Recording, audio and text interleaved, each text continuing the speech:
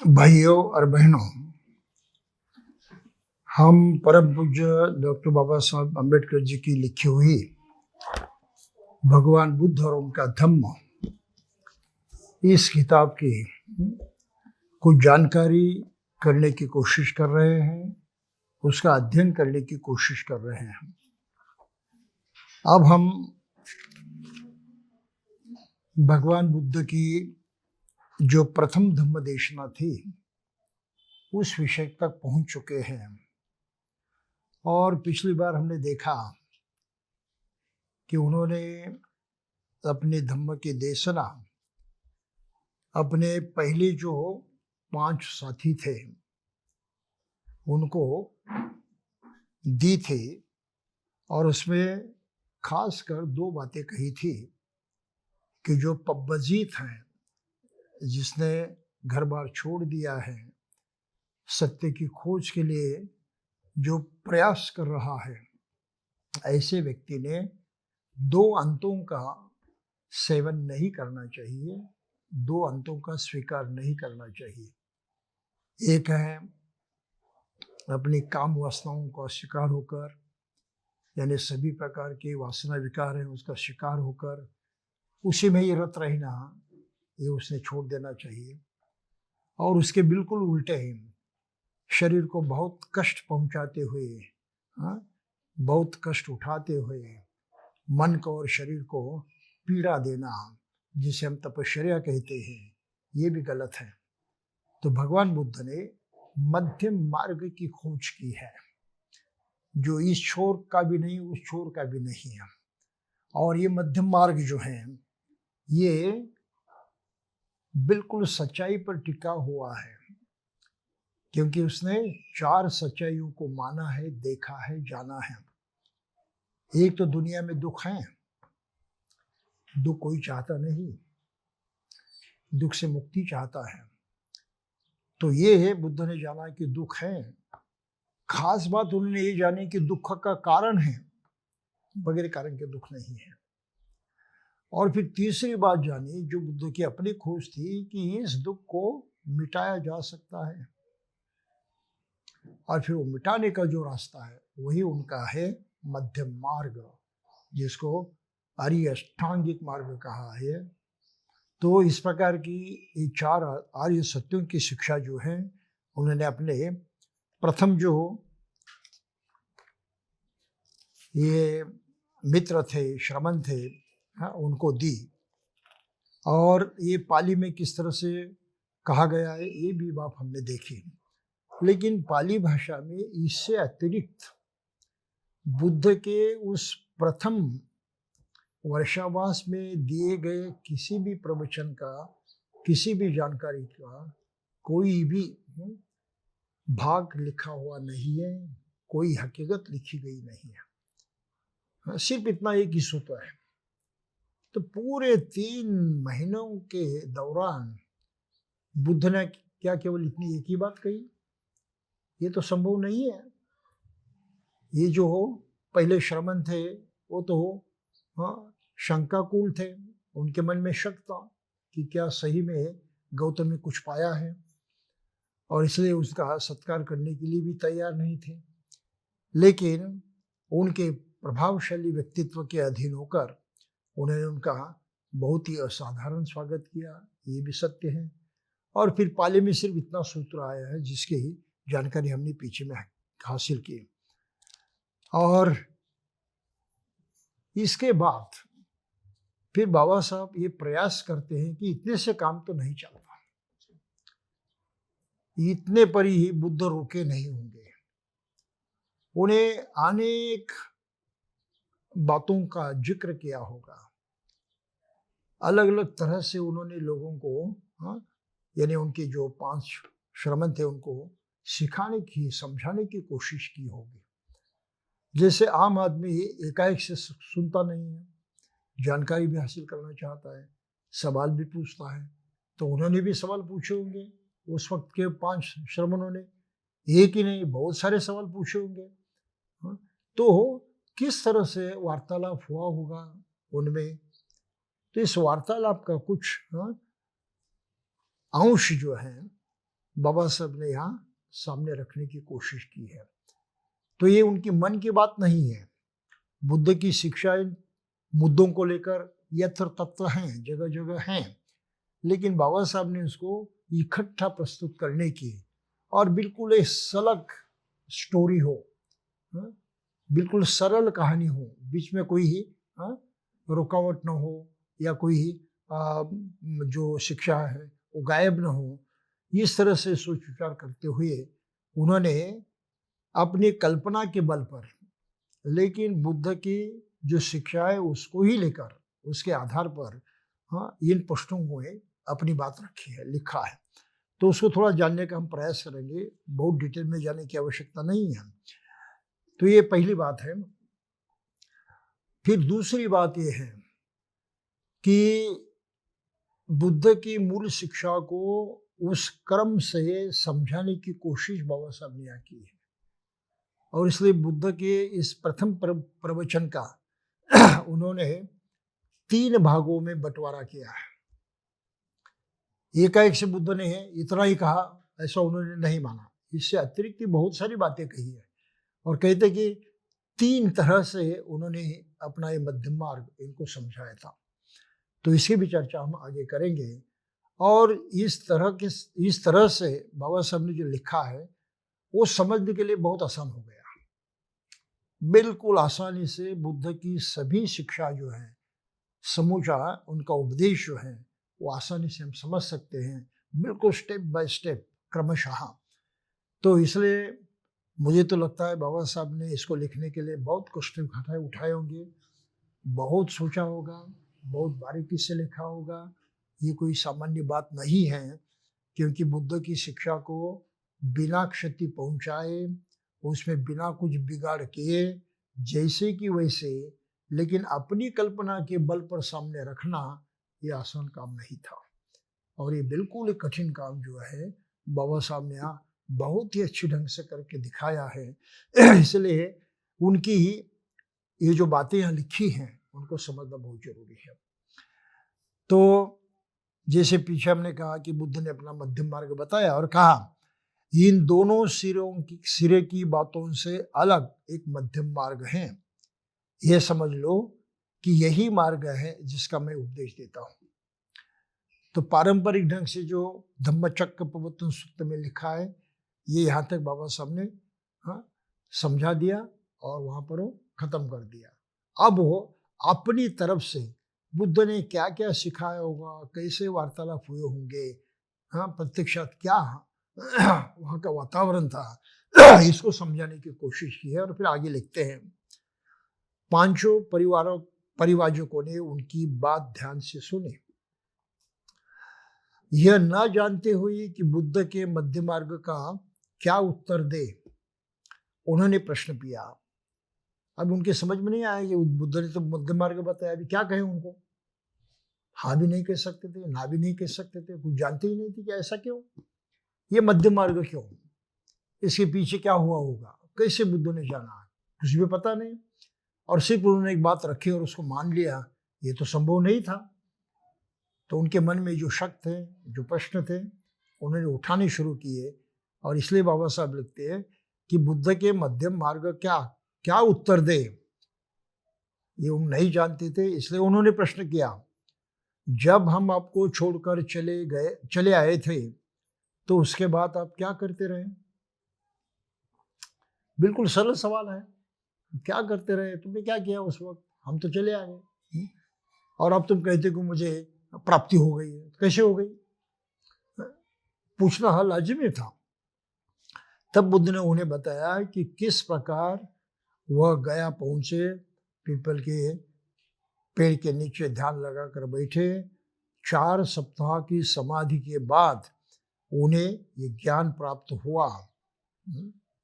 तो अपनी पूरी हकीकत उन्होंने बताई। ये सुनकर परिव्राजक उस नए मार्ग के बारे में जानने के लिए अत्यंत अधीर हो उठे। उन्होंने बुद्ध से प्रार्थना की कि वे उन्हें विस्तार से बताएं। अब वो मुद्दे की बात पर आ गए, तुमने मध्यम मार्ग बताया, अब हमको समझाए कि मध्यम मार्ग कैसा है और आपको कैसे प्राप्त हुआ, हम समझ गए। अब उस मार्ग को जानने के लिए बड़े मंशा उनके जाग उठी और उन्होंने पूछा सवाल, और बुद्ध ने उनकी प्रार्थना स्वीकार की और आरंभ करते हुए उन्होंने कहा कि इनका ये मार्ग जो सद्धम्म है, इनका जो मार्ग है वो साधारण धम्म नहीं, सद्धम्म है। तो इसलिए मैं हमेशा कहता हूं कि हमें भी सद्धम्मिक बनकर खड़े होना चाहिए। हमारे समाज का नाम बौद्ध समाज नहीं होना चाहिए, सद्धम्मिक समाज होना चाहिए, क्योंकि ये बहुत मूल सच्चाई से बिल्कुल मेल खाने वाला शब्द प्रयोग है। और बाहर के लोग बौद्ध लोगों को कैसे जाने? अरे ये सद्धम्मिक लोग हैं, इनका धर्म कौन सा है? सद्धम्म है, ये सद्धम्मिक लोग हैं। तो इस तरह से बौद्धों की पहचान दुनिया में होनी चाहिए, ये मेरी मान्यता है, और इस तरह से हमें प्रयास करने चाहिए। इसका कारण हमको यहाँ दिखाई देता है कि बुद्ध का धम्म केवल धम्म नहीं, वो सद्धम्म है। अब समझ रहे इस बात को? तो बुद्ध ने कहा कि उसे आत्मा और परमात्मा से कुछ लेना देना नहीं है। जरूर ये बात वार्तालाप में हुई होगी, क्योंकि उस वक्त की जो सारी शिक्षा थी, बहुत सारे आचार्य थे, गुरु थे, तो इन्हीं बातों पर विश्वास करने वाले थे। जैसे महावीर जी थे, वे आत्मा है, वो कलंकित होती है, उसको शुद्ध करना होता है, तब आगे का जन्म अच्छा होता है, इन बातें मानते थे। तो बुद्ध ने पहले उनको बताया होगा, भाई इनसे मेरा कोई सरोकार नहीं, मैंने जो जाना है ये इससे सरोकार नहीं, आत्मा का और परमात्मा से कोई लेन देन नहीं। उनके सद्धम्म को इस बात से कोई सरोकार नहीं कि मरने के बाद जीवन का क्या होता है, कोई लेन देन नहीं। क्यों विचार करें, क्यों सोचे मरने के बाद क्या होता है? उससे क्या पड़ा है? हम तो अभी जीती जी पूरा पूरा सुख चाहते हैं, सुखमय जीवन जीना चाहते हैं, बस इतनी अपेक्षा हमारी है। इससे अधिक जानने की क्या जरूरत है? और जान भी गए तो उसका फायदा क्या है? कुछ भी नहीं। तो फिजूल बात है, उसकी तरफ बुद्ध ने ध्यान नहीं दिया, इससे मुझे कोई सरोकार नहीं है। उनके सद्धम्म को कर्म कांड के क्रियाकलापों से भी कुछ लेना देना है। कर्म कांड तो बहुत ज्यादा पैमाने पर चलता था। हाँ, ये कर्म करो, वो कर्म करो, ये व्रत करो, ये आचार करो, ये तो बातें बहुत सारी थी। और जैन धर्म में तो बस कर्मकांड ही कर्मकांड है, व्रत ही व्रत है। और हिंदू धर्म में भी कोई कम व्रत नहीं है, 200 से भी ज्यादा, 2000 से भी ज्यादा व्रत है। कितने? 2000 से ज्यादा। साल के दिन होते 365, और साल भर में कितने व्रतों को पालन करना है? 2000। तो हर दिन कितने हो गए? कम से कम 4 या 5 हर दिन। 4 या 5 व्रत कर्मकांड करते रहो, तो आदमी अगर यही करते रहेगा तो अपनी रोटी रोजी कब कमाएगा? अपने दूसरे कारोबार जीवित रहने के लिए आवश्यक है वो कब करेगा? समय ही नहीं है। तो इसके कारण, और ये हेमाड़ पंत नामक एक ब्राह्मण था जो राजा रामदेव राव के राज्य में उसका मंत्री था, और उसने इतने सारे कर्म कांडों का निर्माण किया है, और इससे पूरा भारतवर्ष जो है उनकी जो मौलिक शक्ति है, बुद्धिमत्ता, वो पूरी तरह से खत्म हो गई है। तो बुद्ध ने एक उनको तो बताया होगा, भाई ये गलत है। चर्चा तो हुई होगी ना उनमें, 3 महीने का सवाल है, एक दिन की बात नहीं, कितने सवालों पर चर्चा हुई होगी। तो उस वक्त जो जो भी उन्होंने पाया था, देखा था, सुना था, लोग करते हुए देखे थे, उन सभी बातों पर उन्होंने तो बहस जरूर की होगी। तो बाबा साहब इसको संक्षिप्त में हमारे सामने प्रस्तुत करने की कोशिश करते हैं। ये बहुत इंपॉर्टेंट बात है, बहुत मायने रखती है, और इस प्रकार से बुद्ध के धम्म की शिक्षा स्पष्ट करने के प्रयास और किसी ने नहीं की, ये केवल बाबा साहब ने किया। तो फिर आगे वो कहते हैं, बुद्ध के, बाबा साहब अपनी बात लिखते हैं अभी, बुद्ध के धम्म का केंद्र बिंदु आदमी है। और इस पृथ्वी पर अपने जीवन काल में एक आदमी का दूसरा आदमी के साथ संबंध का होना है। दो बातें हैं। मेरा धर्म आदमी से संबंधित है और लोगों का धर्म ईश्वर से संबंधित है, आत्मा से संबंधित है। जिनका कोई पता नहीं है, जिनकी कोई जानकारी नहीं है, जिनके बारे में कोई भी ज्ञान नहीं है, ऐसी कल्पनाओं से अन्य सभी लोगों के धर्म जुड़े हुए हैं, उनको मानने वाले हैं और उनके लिए करना है आपको धर्म का आचरण। अन्य धर्मों में क्या है? धर्म का आचरण किसके लिए करना है? ईश्वर के लिए करना है, उसको प्रसन्न करने के लिए, उसकी मर्जी रखने के लिए। उसको प्रार्थना करते कुछ पाने के लिए। तो तुम्हारे लिए धर्म नहीं है, वो ईश्वर को प्रसन्न करने के लिए, उसके लिए है। ये जब आप करोगे तब वो प्रसन्न होगा और शायद आपकी बात मानेगा, आपको सुख देगा या दुख आपका हरण करेगा। ये तो केवल मान्यता है, केवल कल्पना है, सच्चाई तो कुछ नहीं है। तो अन्य धर्म में मनुष्य का कोई स्थान नहीं, मनुष्य की कोई कीमत नहीं। कीमत है केवल ईश्वर, परमात्मा, आत्मा, परमात्मा, स्वर्ग, नरक की। इस बात को जरा समझिए। केवल बुद्ध का धम्म जो है ये मनुष्य जीवन से नाता रखता है, मनुष्य जीवन की बात करता है, मनुष्य जीवन के लाभ के बारे में सोचता है और किसी के बारे में नहीं। तो अगर मनुष्य के लिए कौन सा धर्म चाहिए तो बुद्ध का चाहिए, क्योंकि उसमें मनुष्य का स्थान प्रधान है, अन्य बातों का नहीं। ये कॉमन सेंस की बात है, एक सर्वसाधारण बुद्धिमत्ता की बात है। हर आदमी अपनी साधारण बुद्धि का भी प्रयोग करे तो भी ये बात समझ में आ सकती है और वो आसानी से बौद्ध बन सकता है। उसे और कुछ बहानेबाजी करने की आवश्यकता नहीं होती। लेकिन लोग बहुत सारे बहानेबाजी में अटके हुए हैं क्योंकि वे अपने बारे में ठीक से सोचते ही नहीं।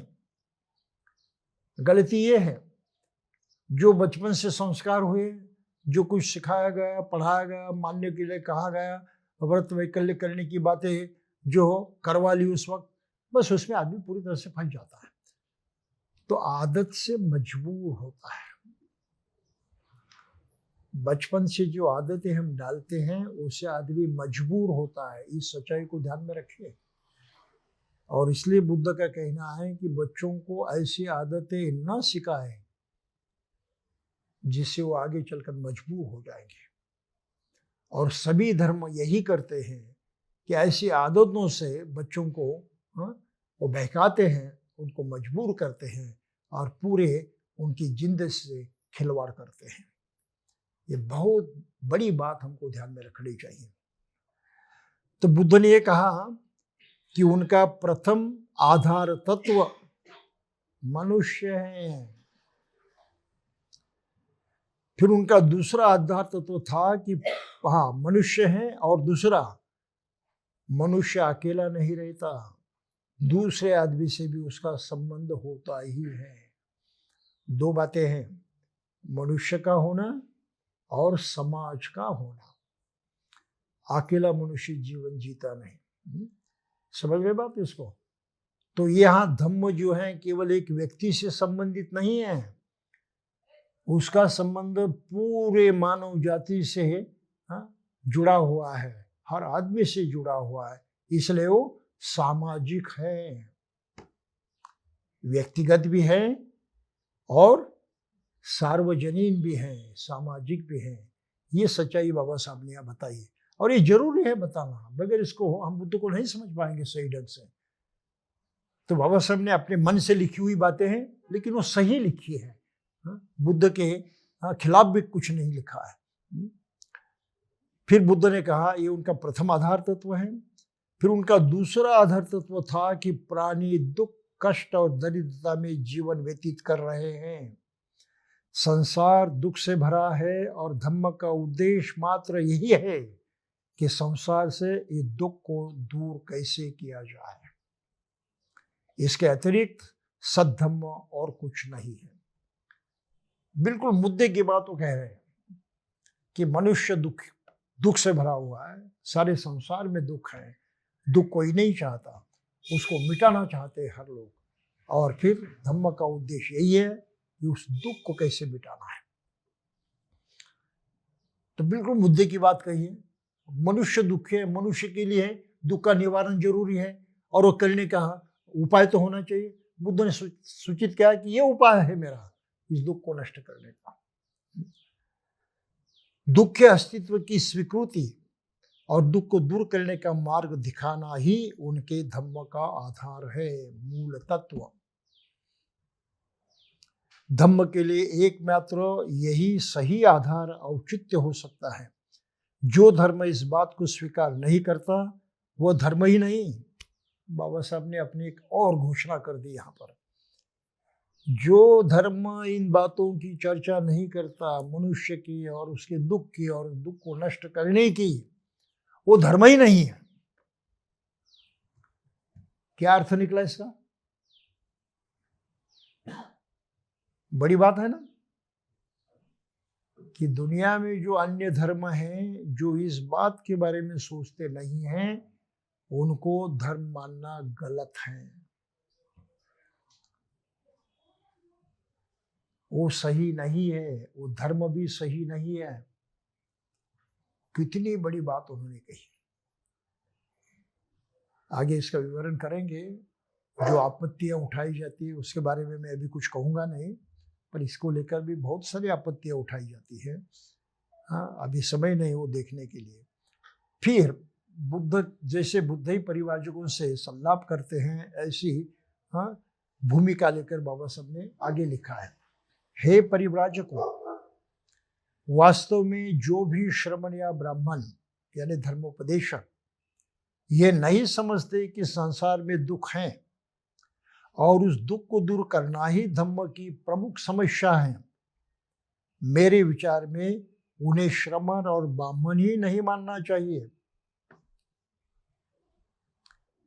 नहीं वे समझने वाले हैं और नहीं ये जान पाए हैं कि इस जीवन में धम्म का सही अर्थ क्या है।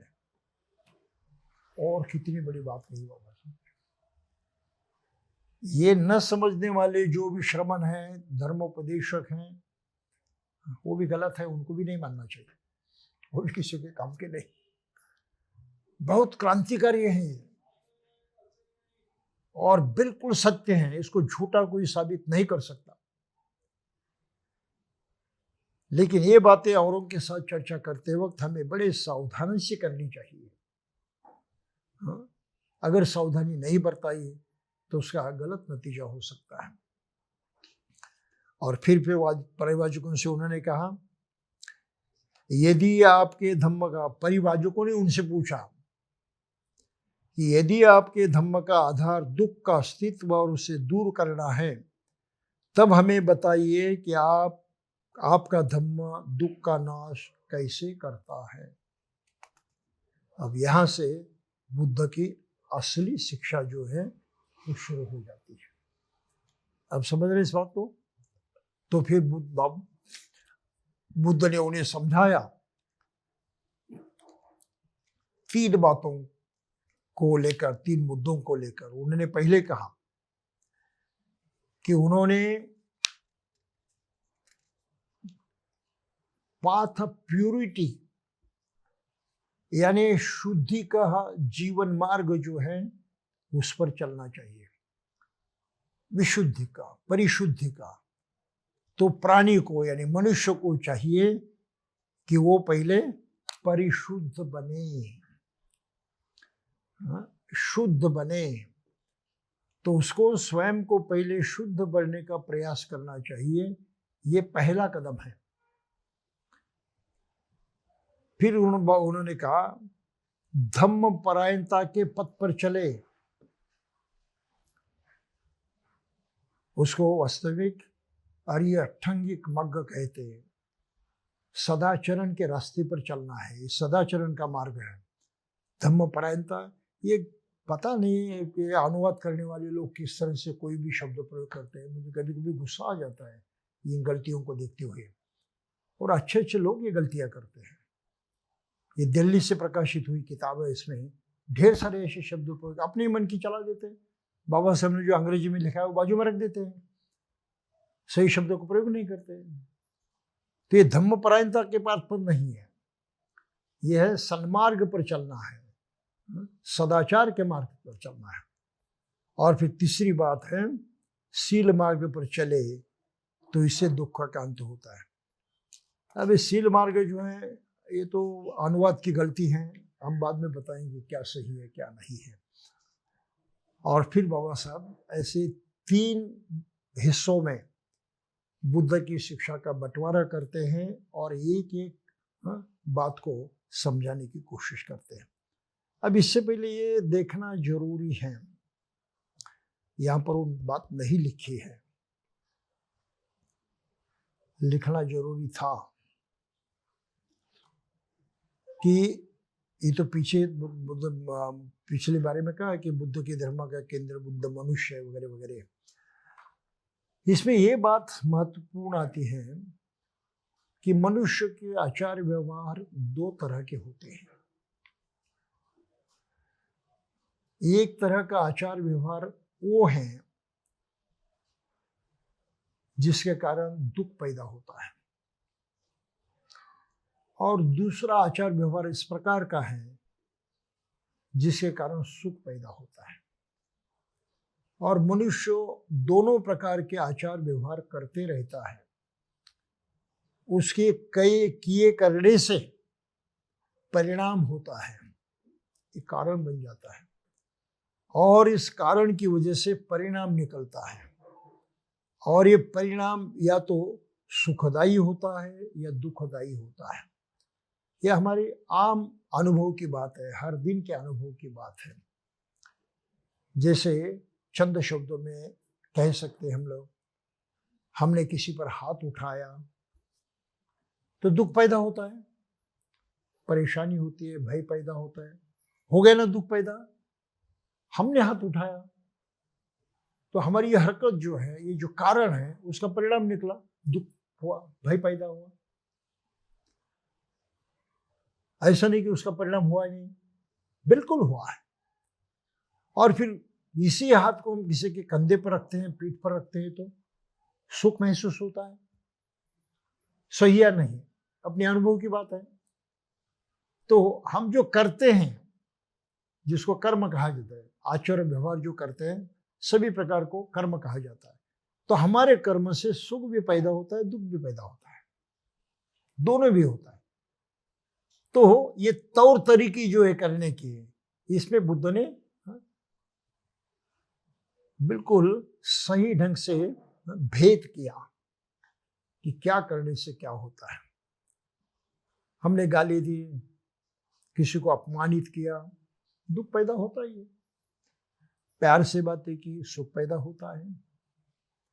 हमने गुस्सा किया, नफरत की, मन में ही सही, लेकिन उसका तो परिणाम बुरा होता ही है।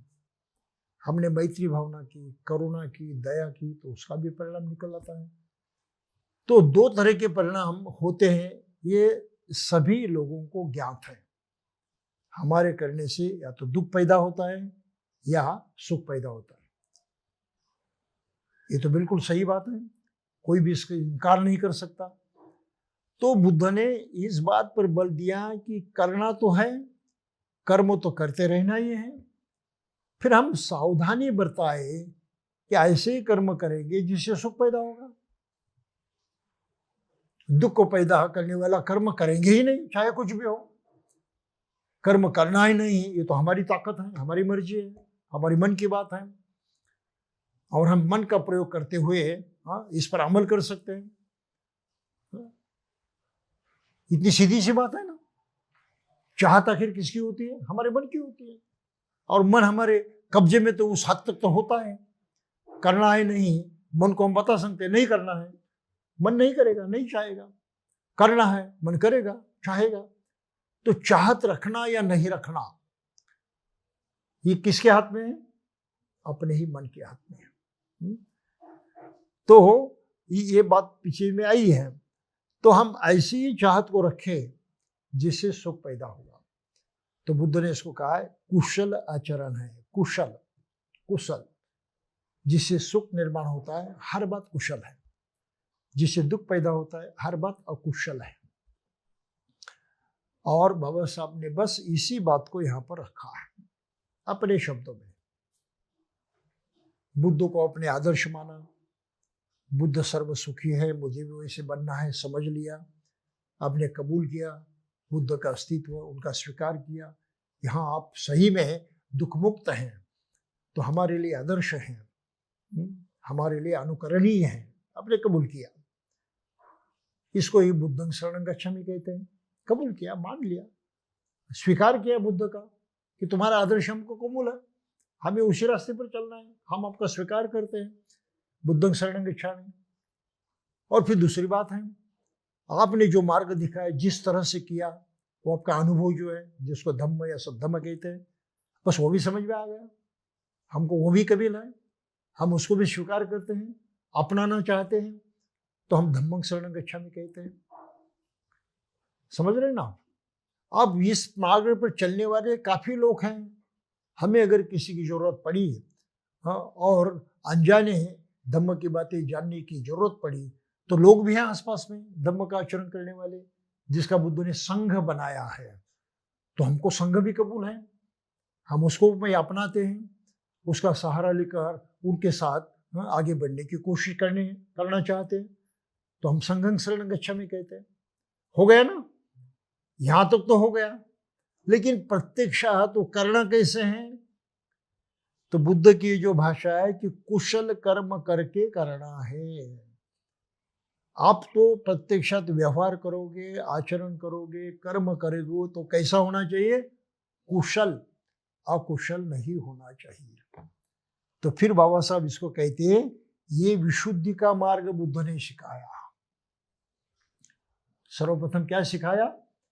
विशुद्ध का मार्ग, कि तुम पहले विशुद्ध बनो, शुद्ध बनो, और विशुद्ध के मार्ग को अपनाकर आगे बढ़ो।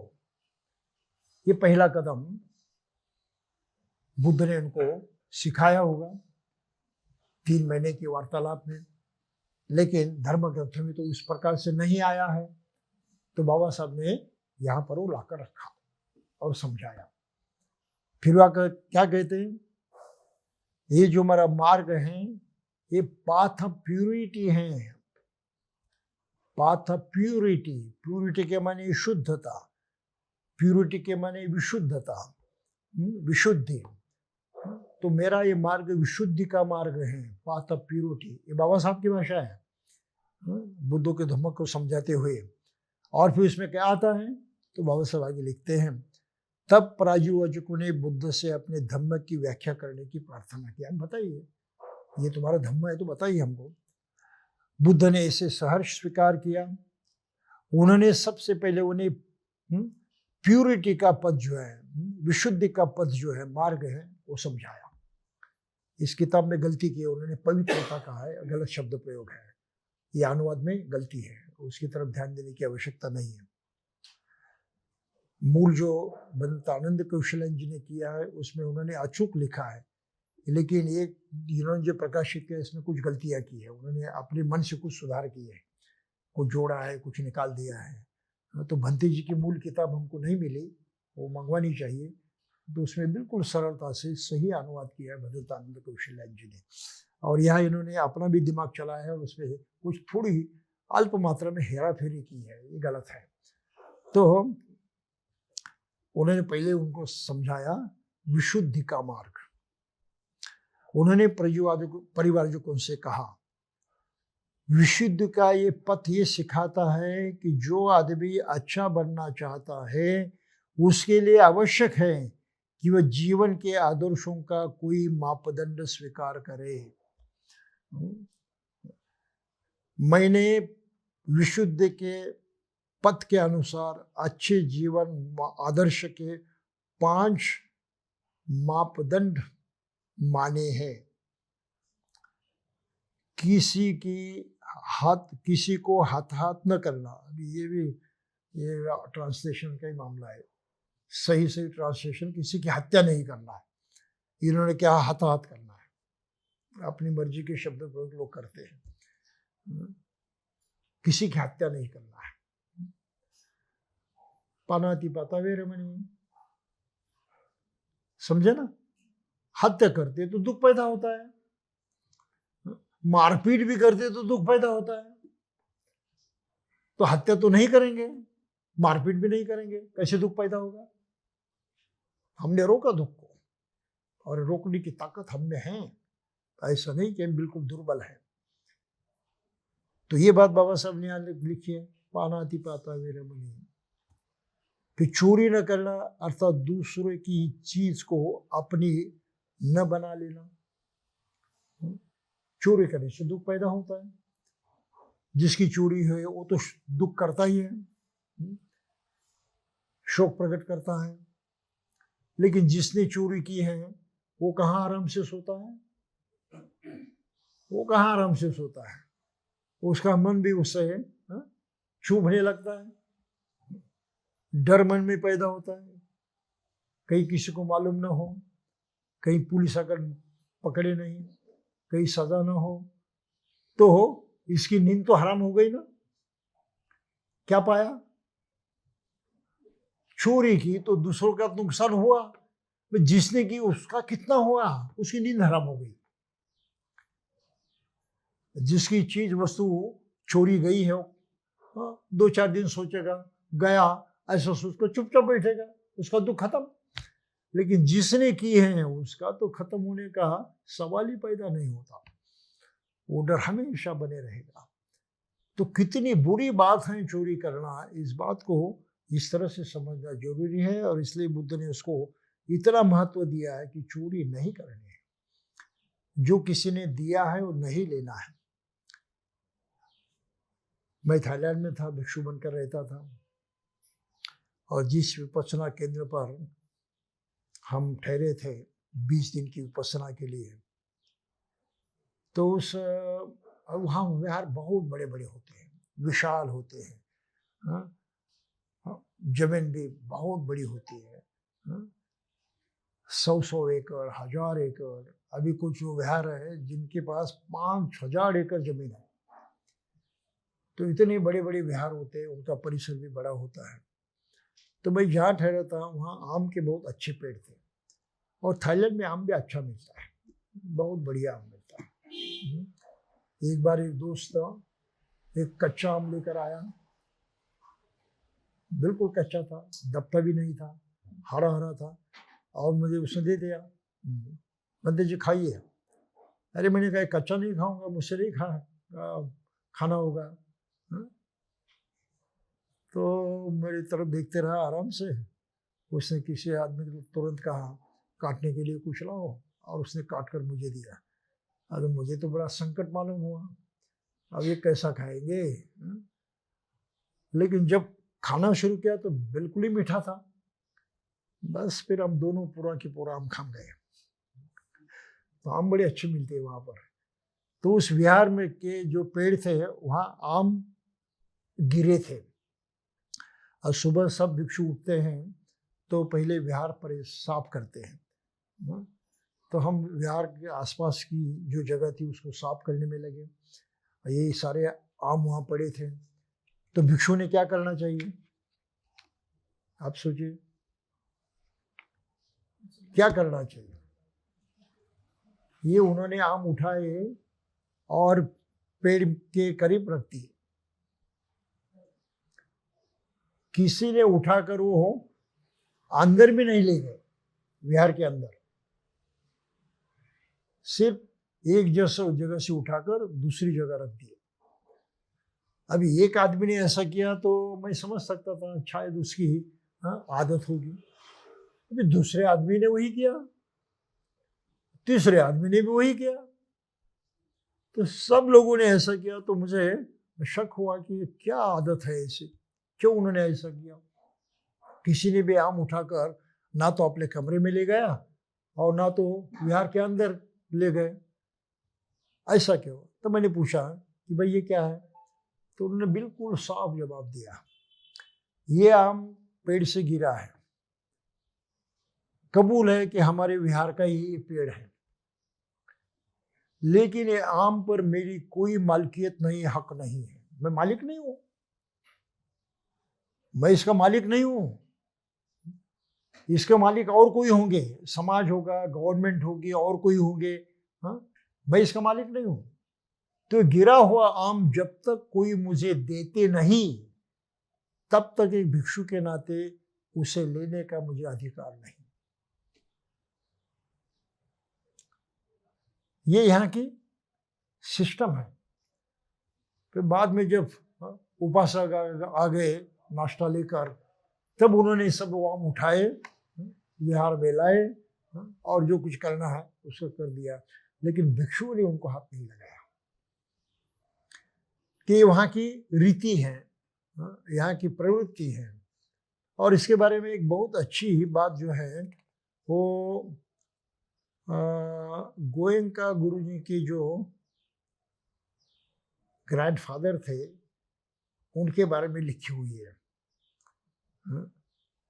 उन्होंने एक किताब लिखी है अपने दादा के बारे में, और उसमें उन्होंने लिखा है वो गरीब थे, फिर वो बर्मा चले गए और कपड़े बेचने का व्यापार करते रहे, लेकिन कहीं एक दुकान लगाकर नहीं, तो गांव-गांव जाकर, वो जमाना वैसे था, गांव-गांव जाकर बेचते थे। तो ये भी गांव-गांव जाकर बेचते थे, और फिर रात होती थी तो किसी विहार में जाकर रहते थे। तो सभी विहारों में इस तरह की सुविधा होती है। तो ऐसे एक विहार में जाकर वो रुके, कुछ कपड़े बेचे थे, कुछ पैसे भी उनके पास थे, और दूसरे दिन सुबह उठकर आगे के भी देहात के लिए चले। तो वहाँ जाने के बाद उनको पता चला कि पैसे का बटुआ जो है वहीं पर रह गया पिछले विहार में। तो उनको बड़ी चिंता हो गई। तो भारत का आदमी था ना, तो भारत में क्या होता था, भारत में क्या होता था उनको मालूम है। वो तो समझ बैठे कि बस सारी कमाई जो अब तक थी चली गई, अभी कुछ मिलने वाला नहीं है। बड़े परेशान हुए दिन भर, और भी उन्होंने यहाँ वहाँ जाकर कपड़े बेचे, और फिर सोचा कि रात को उसी विहार में जाएंगे, और फिर उस विहार में आ गए। हाँ, तो भिक्षु से उन्होंने पूछा कि ऐसा ऐसा हो गया, मेरा बटुआ भूल गया था उस कमरे में। तो उन्होंने कहा जाओ अपना कमरा खोलो। उन्होंने कमरा खोला तो क्या देखा, वो जहां रखा था वहीं पर है, किसी ने उसको हाथ नहीं लगाया। लेकिन कमरा तो साफ किया था, तो कोई ना कोई कमरे में आया था, कमरे की साफ सफाई की, लेकिन उस चीज को उन्होंने उठाया नहीं। तो ये बौद्धों की मान्यता है, चोरी नहीं करनी है। इतना ही नहीं, दूसरों की बात जो है उस पर नजर भी नहीं रखनी है, अपनी नहीं ना, बात खत्म। तो ये विशुद्ध का मार्ग है।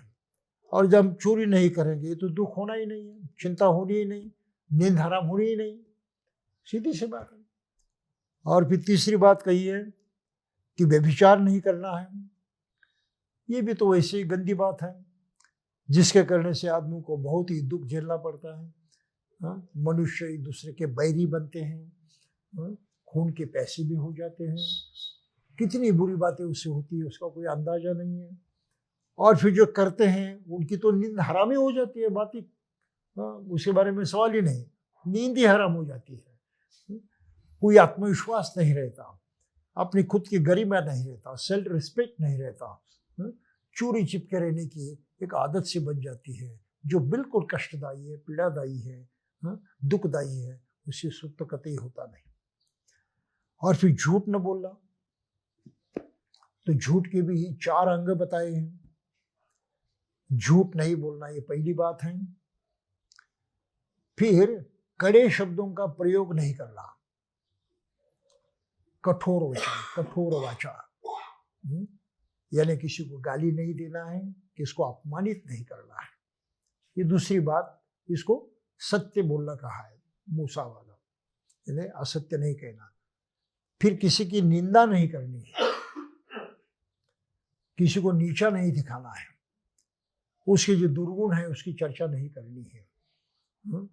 ये हमारा विषय नहीं है, ये तो गंदी बात है, हम अपने दिमाग पर क्यों लाएं, उसको छोड़ना ही चाहिए। और फिर केवल बातों के लिए बातें नहीं करते रहना है, फिजूल बातें नहीं करनी है। ये चौथा अंग उसमें आता है इन 4 तरह की वाचा का प्रयोग जब हम करते तब हम झूठ बोलने से दूर रहते। तो मूसावादा का हम पालन करते हैं। और फिर 5वीं चीज है नशीली वस्तुओं का सेवन, वो प्रमाद न करना। तो संक्षिप्त में बुद्ध ने ये पंचशील तो उनको सिखाया होगा ही। अपनी जो उपलब्धि है, अपना जो ज्ञान है, अपना अनुभव है, वो उनको समझाने के लिए इतने बारीकी से तो हर चीज उन्होंने उनको समझाई होगी। तो बाबा साहब ने उसी तरह से यहाँ पर लिखा है। और फिर वो लिखते हैं, मेरा कहना है कि हर आदमी के लिए इन 5 शीलों को स्वीकार करना परम आवश्यक है, क्योंकि हर आदमी के लिए जीवन का कोई मापदंड होना चाहिए जिससे वह अपने कर्म, अच्छाई या बुराई को माप सके। और सिद्धांत मेरी शिक्षा के अनुसार जीवन की अच्छाई बुराई के मापदंड है। संसार में हर जगह पतित लोग होते हैं, गिरे हुए लोग होते हैं, लेकिन पतित भी 2 तरह के होते हैं। एक पतित तो वे हैं जिनके जीवन का कोई मापदंड होता है, और दूसरे पतित वे होते हैं जिनके जीवन का कोई मापदंड नहीं होता। तो जिस पतित के जीवन का कोई मापदंड नहीं होता, वह ये नहीं जानता कि वह पतित हैं, परिणाम स्वरूप वह हमेशा पतित ही रहता है। अपनी बुराई अगर समझ में नहीं आई, मैं बुरा हूं, तो कभी सुधर नहीं सकता। अपनी बुराई अगर हमने पहले देखी कि हाँ बुराई है, तब कहीं उसको मिटाने की हम कोशिश करेंगे, तब सुधार होगा, तब प्रगति होगी, तरक्की होगी। अगर ये जाना ही नहीं, समझा ही नहीं कि मैं अच्छा ही हूं बुरा होने के बावजूद भी, तो आदमी कभी सुधर नहीं सकता, वो हमेशा पतित ही रहता है। ये बहुत महत्वपूर्ण मापदंड यहां पर दिया है। दूसरी ओर जिस पतित के जीवन का कोई मापदंड होता है, वो अपनी पतितावस्था से ऊपर उठने का प्रयास करता रहता है। ऐसा आदमी ऐसा क्यों? इसका उत्तर यही है कि वह जानता है कि वह पतित है, गिरा हुआ है। आदमी के जीवन को नियमित करने के लिए मापदंड के होने और न होने में यही अंतर है। आदमी का स्तर से नीचे गिर जाना इतनी बड़ी बात नहीं है जितने किसी स्तर का अभाव होना। तो हे परिवारजनों, तुम पूछ सकते हो कि इन 5 शीलों का जीवन के मापदंड के रूप में स्वीकार किया जाना क्यों अच्छा है? इस प्रश्न का उत्तर तुम्हें स्वयं ही मिल जाएगा यदि तुम अपने से ही ये प्रश्न पूछो, क्या ये आदर्श व्यक्ति के लिए कल्याणकारी है? साथ ही तुम यह भी पूछो कि क्या ये आदर्श सामाजिक कल्याण को प्रोत्साहित करता है? 2 सवाल है। क्या मेरे लिए ये कल्याणकारी है, मेरे लिए अच्छा है? क्या समाज के लिए कल्याणकारी है, समाज के लिए अच्छा है? अगर इसका जवाब हाँ में आ जाता है तो ये सही मापदंड है। यदि इन दोनों प्रश्नों का तुम्हारा उत्तर सकारात्मक है तो इसका अर्थ है कि मेरे विशुद्धि के पथ के 5 अंग यानी पंचशील जीवन के सच्चे मापदंड के रूप में मानने योग्य है। तो बौद्ध कैसे बना जाता है? धम्म की दीक्षा लेते वक्त हम लोग क्या करते हैं? यही करते हैं ना, बुद्ध का स्वीकार करते हैं, बुद्धं शरणं गच्छामि। धम्म का स्वीकार करते हैं, धम्मं शरणं गच्छामि। संघ का स्वीकार करते हैं, संघं शरणं गच्छामि। ये तो 3 आदर्श निश्चित हुए। उन आदर्श की तरह मुझे बनना है, उस तरफ मुझे आगे बढ़ना है, यानी आचरण करना है। तो आचरण कहाँ से शुरू होता है?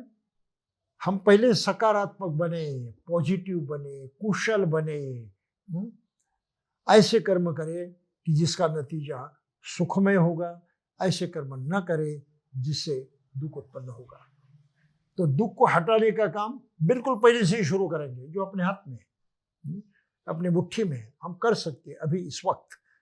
तो इस तरह से पंचशील लिया जाता है। तो हम हर वक्त जहाँ धम्म का कोई प्रोग्राम होता है, कार्यक्रम होता है, तो क्या करते हैं, कहाँ से शुरुआत करते हैं? कृष्ण पंचशील। क्यों ये पद्धति बनी है? इसलिए बनी है कि ये तो स्टार्टिंग पॉइंट है, ये प्रारंभ बिंदु है, यहीं से शुरुआत करनी होती है। और इसको शुरुआत नहीं किया और उस पर अमल करने का प्रयास नहीं किया तो आगे की शिक्षा हमें कुछ भी देने वाली नहीं है, क्योंकि ना तो हम उसको समझ पाएंगे ना उस पर अमल कर पाएंगे। तो पंचशील का इतना महत्व माना गया है और इसलिए बौद्ध आदमी से अपेक्षा रखी जाती है सबसे पहले कौन सी? पंचशील के पालन की। तो पंचशील का पालन सोच विचार करके करना चाहिए या बिल्कुल उसकी याद भी नहीं रखना और जैसे हम हर दिन जीते उस तरह से जीते रहते करनी है? कौन सा तरीका है? सोचना चाहिए या नहीं? जागृति रखनी चाहिए या नहीं? हर दिन इसके बारे में हमें सावधान रहना चाहिए नहीं? अरे मेरे सील का भंग तो नहीं हो रहा है, मैं पंचशील का आचरण कहीं टूट तो नहीं रहा, कहीं कमजोरी तो नहीं आ रही है? क्या इसके बारे में हमें सोचना नहीं है?